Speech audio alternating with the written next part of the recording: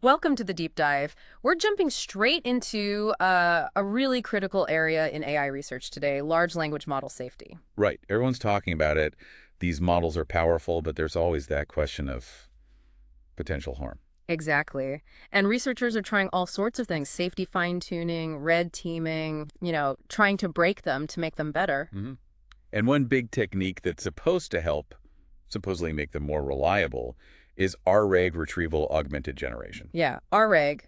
The idea is you give the AI some documents, right? Vetted sources, maybe, so its answers are grounded. Seems logical. Connected to good info, it should give good, safe answers. That's the intuition. That is the intuition, but, well, AI is rarely that simple, is it? Definitely not. So today, we're diving deep into a recent study that honestly kind of flips that idea on its head. You're talking about the AG LLMs are not safer paper. That's the one. A safety analysis of retrieval-augmented generation for large language models. Their big question was basically, is our RAG really safer than just letting the LLM use its own internal knowledge? And the answer they found is maybe not. Potentially the opposite, even. Right.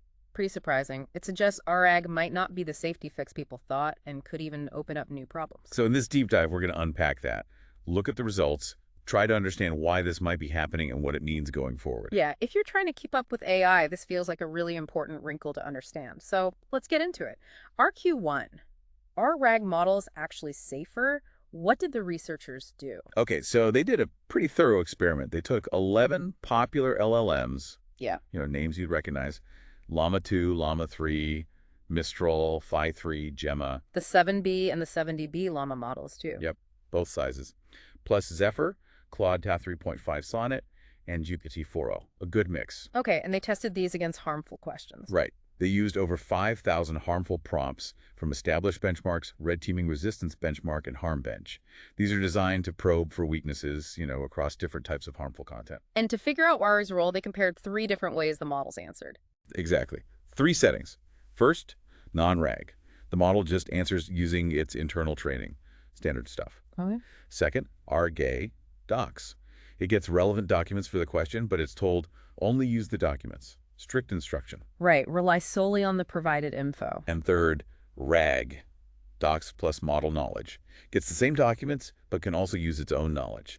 This is probably closer to how many real-world RGA systems work. Okay, so 3 clear conditions. What was the headline finding when they compared safety across these? This is the kicker. It really is. The main takeaway, 8 out of those 11 models showed a significant increase in unsafe responses when using RAG compared to not using it. Significant how? Like a small bump or? No, pretty substantial. Take Llama 3.8b Instruct. Its unsafe response rate went from 0.3% without RAG, Very low. all the way up to 9.2% with RAG. That's a huge leap.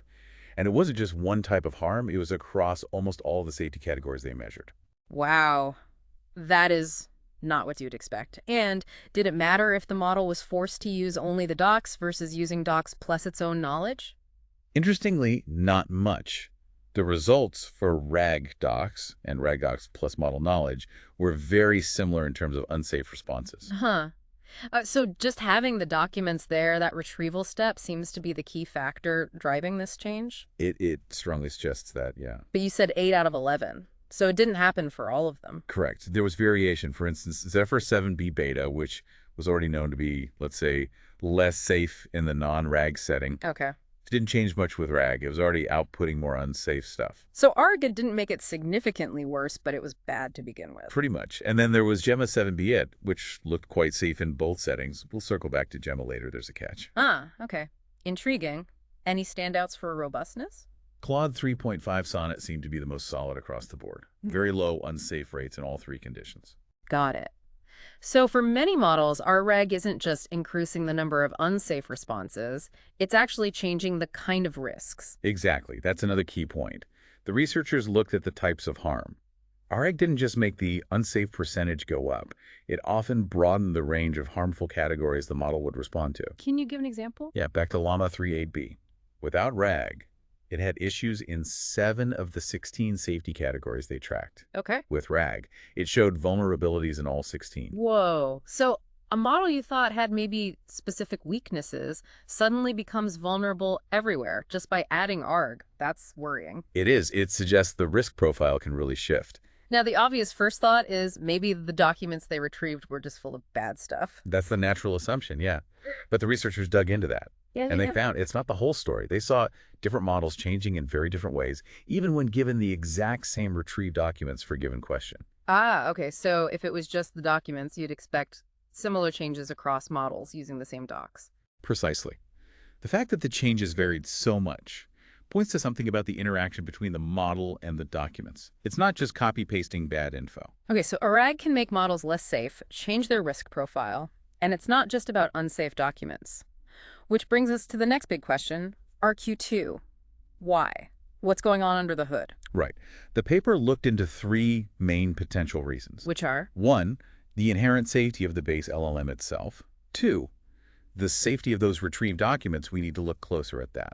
And three, the model's actual capability at doing RAG tasks, like summarizing and using the info. Okay, let's take the first one, the base model safety. Does a safer starting model mean a safer RG system? Generally, yes. They found that the safety rankings of the models were broadly consistent.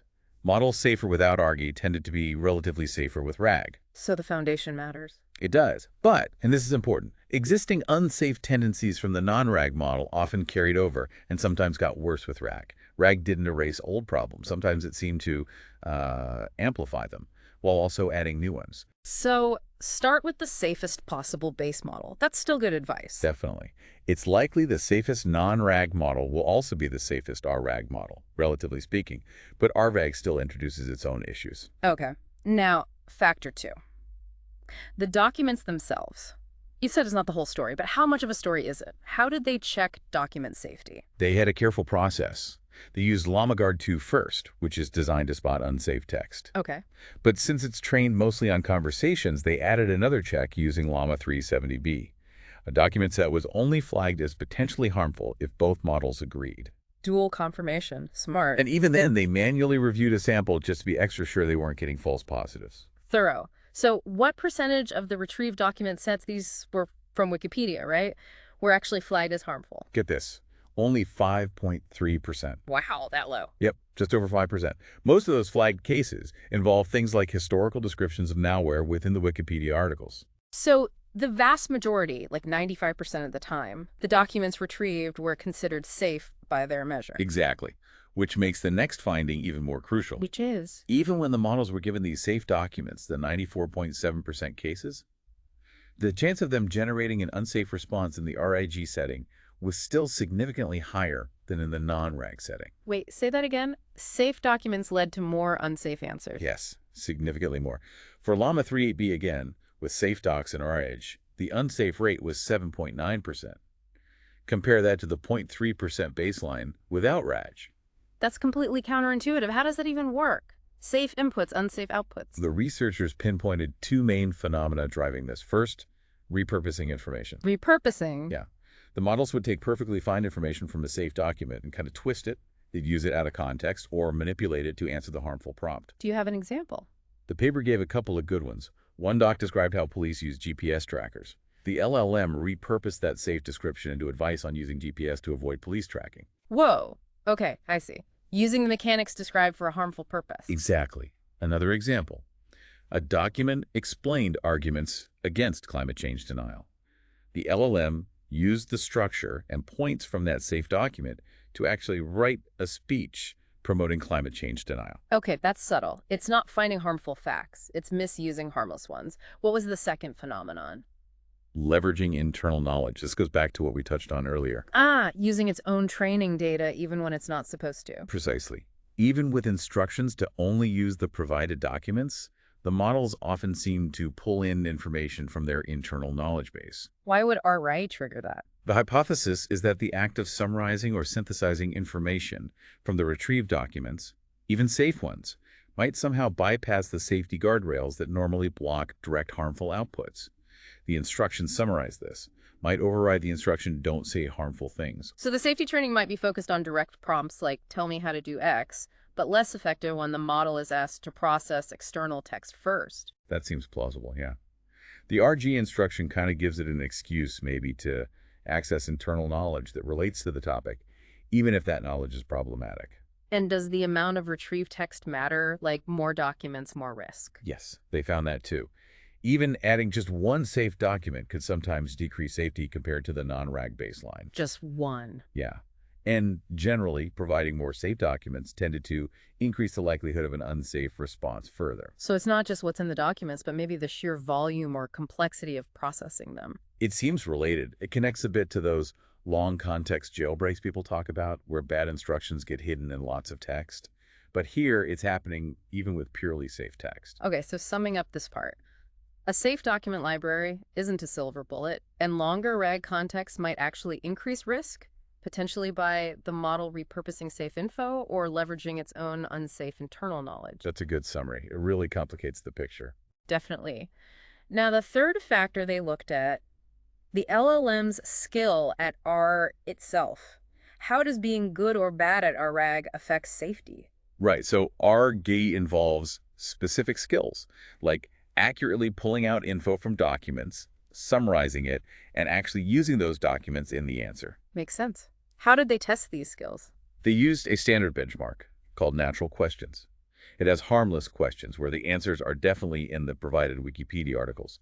They measured accuracy, did the model get the right answer from the doc, and also refusal rates. Okay. And they also checked if models were really using the docs. Yeah, they gave them random, irrelevant documents sometimes to see if the models would ignore them as they should, or still try to use them, or fall back on internal knowledge. And this brings us back to Gemma, right? The one that seemed safe. Exactly. When they tested Gemma 7D on these RG capability tasks, it actually performed quite poorly. Poorly how? Low accuracy on the natural questions task and a really high refusal rate. It often just said the documents weren't relevant, even when they were. Ah. So its apparent safety in the earlier tests wasn't because it was robustly refusing harmful requests. It was more likely because it was just failing at the RAG task altogether. It couldn't effectively use the documents to answer any question properly, harmful or not. That's a crucial finding. A model might look safe simply because its RAG implementation is broken. Precisely. High refusal isn't always good safety. It can be poor capability. What about the other models? Did they rely effectively on the documents? Most models show they don't fully rely on the documents, even when told to. There's often still a blend with their internal knowledge, that internal prior influencing the output. And that internal prior, as we discussed, can be a source of unsafe content even with safe documents. Exactly. So the model's skill and tendency in how it performs RAG directly ties back into its safety profile. Okay, this paints a complex picture. RAG isn't a simple safety upgrade. It interacts with the base model's safety, the documents, and the model's RG skills in ways that can unexpectedly decrease safety. That's the core message, yeah. Which leads to the final research question, RQ3. How do we even test for these problems? Are our current red teaming methods up to scratch for RAG models? Yeah. Red teaming, finding those inputs that trigger bad behavior, is vital. The researchers looked at this specifically for RAG. What was the setup? They assumed an attacker who knows the model and the retriever, but can't change the document collection itself. A realistic scenario. And they tested specific red teaming methods. Yes. Advanced ones called gradient-based methods, specifically GCG and Autodan. These essentially use optimization to find the best attack phrase or suffix to add to a prompt to make the model generate harmful content. Like finding a magic key to unlock the bad stuff. Sort of, yeah. Very effective against standard LLMs sometimes. So first check, do the magic keys found for non-RAG models work when you turn RAG on? Good question. They tested that. They optimized prompts on Llama 3.8b and Mistral v0.3 without RAG, found prompts that worked well, and then tried those same prompts in the RAG setting with documents being retrieved. And they largely failed. The jailbreaks that were potent in non-RAG mostly fizzled out when RAG was active. Autodan transferred a tiny bit better, maybe because its prompts are more like natural language, but still a big drop in effectiveness.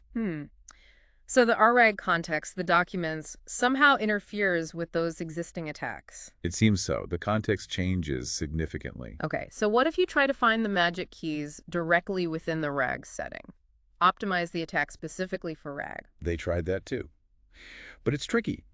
RAG prompts are long the original question plus chunks of documents. Standard optimization methods struggle with that memory-wise. Right, too much text. So they adapted the methods using something called tree attention, basically a technique to handle long contexts more efficiently during optimization. Clever. Did it work? Were RAG-optimized attacks effective? They were more effective in the ARG setting than the non-RAG attacks were, yes.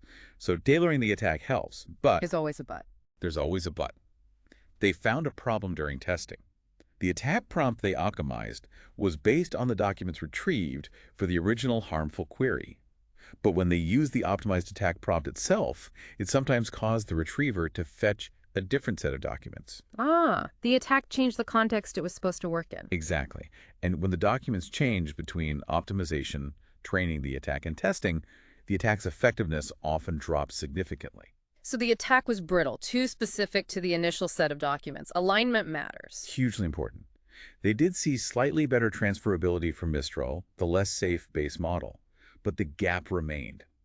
The overall conclusion is pretty clear. Which is? Current red teaming methods, especially these automated gradient-based ones, are significantly less effective for ARG models. We need new approaches designed for R. Yeah. This whole study really opens up a new front in LLM safety research, doesn't it? RGA adds layers we hadn't fully appreciated. Where do the researchers suggest we go from here? They point to a few key areas. Obvious one.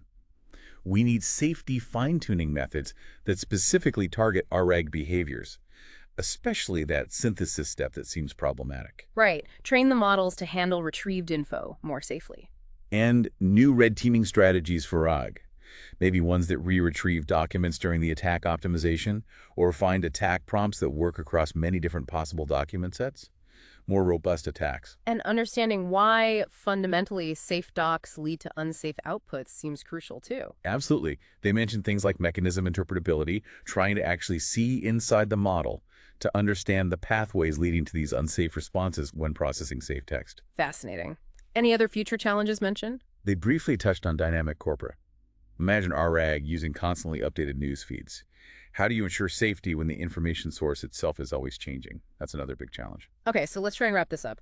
This deep dive has, I think, surfaced a really critical, maybe uncomfortable finding, the common sense idea that RAG's safer. Well, it's not that simple. Not at all. For many models, the research shows RGA can introduce new vulnerabilities, expand the types of harm, even when using safe source material. It's a real wake-up call. It really is. That tech meant to improve trustworthiness might actually, in some ways, undermine safety. And understanding these nuances, as you said earlier, is vital if you're building, deploying, or even just using these systems. It gives you a much clearer view of the potential risks. So the takeaway isn't don't use RAG, maybe, but more don't assume RAG solves your safety problems. Exactly. And maybe realize RAG introduces its own safety problems that need specific attention. It really challenges that simple equation. More data or grounded data equals safety. It seems how the model processes that data, how it integrates it with its internal knowledge, is incredibly important. Which leads to that provocative thought. What new safety paradigms do we need for these hybrid systems that blend internal knowledge with external retrieved information? How do we make that interaction safe? Yeah, that feels like a key question for the future of AI safety, especially as ARA becomes more common. It's not just about the model or the data anymore, but the complex dance between them. It definitely requires a more holistic view, looking at the entire system, retriever, documents, model, interaction protocols, not just the components in isolation. Food for thought, definitely.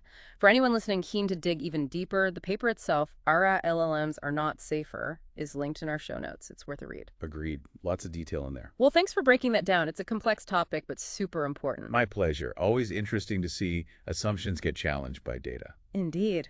Thanks, everyone, for tuning in to this deep dive. We'll catch you on the next one.